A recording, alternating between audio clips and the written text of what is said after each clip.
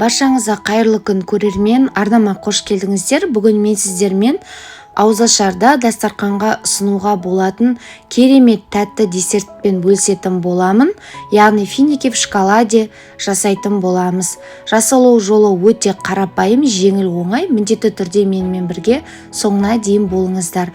Бізге ол үшін финики қажет болады, яғни кез келген құрма, ақ шоколад, қара шоколад, мен Қазақстан шоколадын алдым, және осындай кондитерлік қалташалар қажет болады. Сонымен қатар финиктердің ортасына біз миндаль салатын боламыз. Миндальды ыстық суда 2-3 минут салып қойсаңыздар, сыртындағы қабығының өзі ашылып түседі. Видеодағыдай барлық миндальды осылайша тазалап аламыз.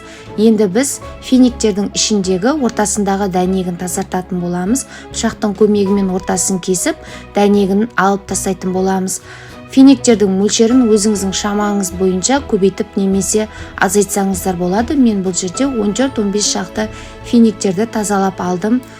Енді финиктер мен миндаль дайын болды. Енді біз миндальды ортасына салып, дәл видеодағыдай жинақтайтын боласыздар. Екі жағын басыңқырап, барлық финиктерді осылайша дайындайсыздар. Дайын болған біз финиктерімізді алдын ала ертілген ақ және қара шоколадқа аунатып аламыз. Видеодағыдай шанышқының көмегімен аунатып аламыз.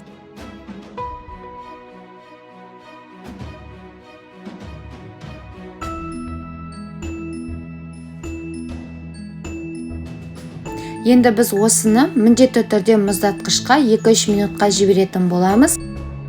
Қалған шоколадтармен біз осы финиктердің бетін әрлеп шығатын боламыз.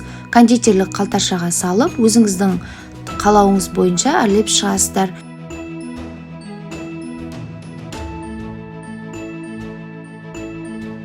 Ортасын кескенде міне бізде осындай болып шығады.